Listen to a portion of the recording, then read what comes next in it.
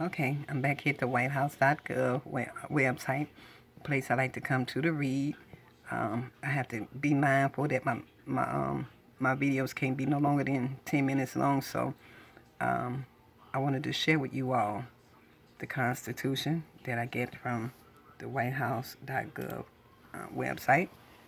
This is the Constitution on that page. Um, I'm showing the Constitution because I have questions about how they amended it. They don't have any recent dates about a convention, no recent dates of a ratification or codification of the laws. So let's go back up here and we're going to go in here and read the full text of the Constitution. It takes us to the United States Senate page. This is the United States Senate page where the Constitution is at. And right up here, this is the Constitution of the United States, letting us know about the articles, the preamble, and that. And they give us an introduction of when it was ratified in 1787. And then down at the bottom of it, it says to date, the Constitution has been amended 27 times, most recently in 1992. The first 10 amendments constitute the Bill of Rights. Then it lets us know that they speaks about the annotated Constitution, the Constitution of the United States of America, the analysis and interpretation, popularly known as the Constitution and annotated, contains legal analysis and interpretations of the United States Constitution based primarily on Supreme Court case law. The Constitution of the United States of America, prepared by the Office of the Secretary of the Senate with the assistance of Johnny H. Killian of the Library of Congress in 1994, provided the original text of each clause of the Constitution with an accompanying explanation of its meaning and how that meaning changed over time. Then it lets us know that the italicized text includes words and passages of the Constitution that were changed or affected by the amendments. And then it goes into it lets us know that the preamble is in the form of the original text. Article 1 have 10 sections. I'm not going to read through the whole thing, but I'm just going to read up the ones that are of importance. But Section 1 of Article 1, it says, all legislative powers herein granted shall be vested in the Congress of the United States, which shall consist of a Senate and House of Representatives. Okay, so I thought Article 1, the first article. Okay, but anyway. And then this Article 1 basically tells us about the government, who can vote, who can't vote, and what the process for doing it. But as this right here is in italicized, so it says representatives and direct taxes shall be apportioned among the several states which may be included within this union, according to their respective numbers, which shall be determined by adding to the whole number of free persons, including those bound to service for a term of years, and excluding Indians not taxed. 3/5 of all other persons. The actual enumeration shall be made within 3 years after the first meeting of the Congress of the United States and within every subsequent term of 10 years, in such manner as it shall by law direct. The number of representatives shall not exceed 1 for every 30,000, but each state shall have at least 1 representative, and until such enumeration shall be made, they go on to tell us about how many representatives that certain number of states can have. Then they tell us about how they fill the vacancies. And in Section 3, they tell us that the Senate of the United States shall be composed of 2 senators from each state chosen by legislature thereof for 6 years, and each senator shall have 1 vote. Then they tell us about the vacancies. Okay, and then this is still up. We're still up under Article 1, Section. We're in Section 3 now. And then it tells us here, right here, no person shall be a senator who shall not have attained to the age of 35. attained to the age of 30 years and been 9 years a citizen of the United States, and who shall not, when elected, be an inhabitant of the state for which he shall be chosen. Okay. And then this right here is still up under Section 3. It says the Senate shall have the sole power to try all impeachments. When sitting for that purpose, they shall be on oath or affirmation. When the President of the United States is tried, the Chief Justice shall preside, and no person shall be convicted without the concurrence of 2/3 of the members present. You hear that? The members present. So they're going to pick and choose who they want to be there so they can, go ahead and make the determination that the person's not going to be impeached. And then to give them, they making themselves immune from all laws themselves. So in here it says, judgment in cases of impeachment shall not extend further than to removal from office and disqualification to hold and enjoy any office of honor, trust, or profit under the United States. But the party convicted shall nevertheless be liable and subject to indictment, trial, judgment, and punishment according to law. And then in Section 4, Section 5, how it basically tells us that they can how they can expel members and punish their members of the House of Congress. This is terrible. This is the worst thing ever. Section 6. The senators and representatives shall receive a compensation for their services to be ascertained by law and paid out of the Treasury of the United States. They shall, in all cases except treason, felony, and breach of the peace, be privileged from arrest during their attendance at the session of their respective houses and in going to and returning from the same. And for any speech or debate in either house, they shall not be questioned in any other place. And this is up under Section 6. This is up under Section 6. And this is how they amended the Constitution.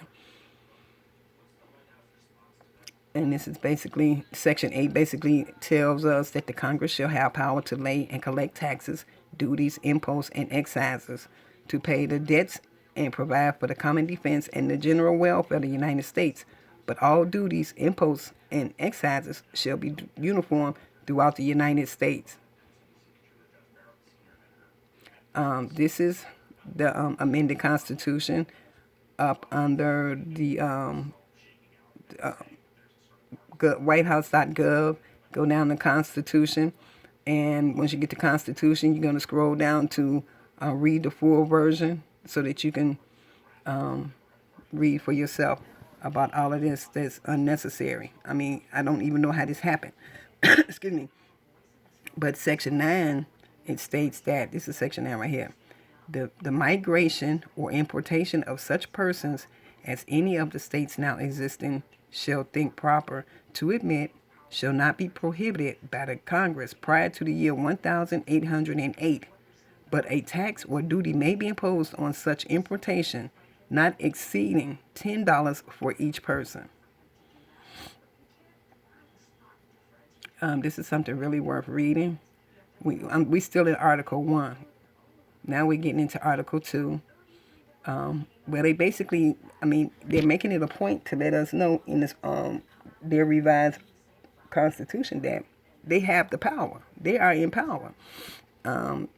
Article 2, Section 1, the executive power shall be vested in the President of the United States of America. He shall hold his office during a term of 4 years, and together with the Vice President, chosen for the same term, be elected as follows. And then go on and tell us how they were elected. But basically, down in this portion right here, we really don't need a president, because what they're saying is that they're basically, the votes is not gonna be from the people. The votes is gonna come from the House of Representatives and the Senate. And it's right here in this passage right here. And this, it's just funny. Listen, let me read it to you. I'm at 9 minutes. I'm going to have to stop this in a minute. The electors shall meet in their respective states and vote by ballot for two persons, of whom one at least shall be an inhabitant of the same state with themselves, and they shall make a list of all the persons voted for, and of the number of votes for each, which list they shall sign and certify and transmit sealed to the seat of the government of the United States, directed to the President of the Senate. The President of the Senate shall, in the presence of the Senate and House of Representatives, open all certificates, and the votes shall then be counted. The person having the greatest number of votes shall be the President. If such number be a majority of the whole number of electors appointed, and if there be more than one who have such majority and have an equal number of votes, then the House of Representatives shall immediately choose by ballot one of them for president. Isn't that crazy? Okay. This is just telling us about them. This whole Constitution is about the government, the state, and the Senate and the House of Representatives, and how they're going to run the country. This is basically all it's talking about. Okay, so now we're going into Section 3, and Section 3 basically talks about the judicial power of the United States shall be vested in one Supreme Court, and in such inferior courts as the Congress may from time to time ordain and establish. The judges, both of the Supreme and inferior courts, shall hold their offices during good behavior, and shall, at stated times, receive for their services a compensation which shall not be diminished during their continuance in office. You see how they doing them too? This is terrible. This is really bad. I would suggest that you all go ahead and take a look at this. Because they basically saying that, wait a minute, right here it says, no person held to service or labor in one state under the laws thereof, escaping into another, shall, in consequence of any law or regulation therein, be discharged from such service or labor, but shall be delivered up on claim of the party to whom such service or labor may be due. So they talking about them stakeholders that's buying into these plans. This is terrible. So you all need to take a look into this Constitution, because now they're trying to justify how it was ratified. The ratification of the Constitution of 9 states shall be sufficient for the establishment of this Constitution between the states, so ratifying the same, done in convention by the unanimous consent of the states present the 7th day of September in the year of our Lord 1887, and of the independence of the United States of America, the 12th, in witness whereof we have hereunto subscribed our names. So this Constitution isn't even valid. It's not valid. And these are the amendments. And the amendment, the First Amendment, Congress shall make no laws respecting an establishment of religion or prohibiting the free exercise thereof, or abridging the freedom of speech, or of the press, or of the right of the people peaceably to assemble and to petition the government for redress of grievances. And then Amendment 2 talks about the militia. Number 3 talks about the soldiers. Number 4 talks about searches and seizures. Okay. So,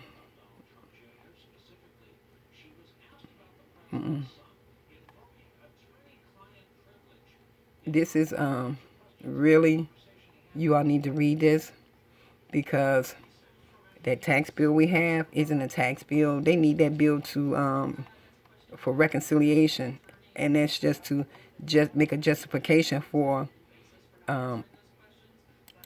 those laws that they passed inside of that spending bill. That spending bill is that's a horrible. It's really horrible. But I suggest you go and read this, even the amendments, because it's not only going to affect minorities, it's going to affect low income, poor people, low income, unemployed, disabled, children. It's just, you need to go in here and read this Constitution. Okay, let me go.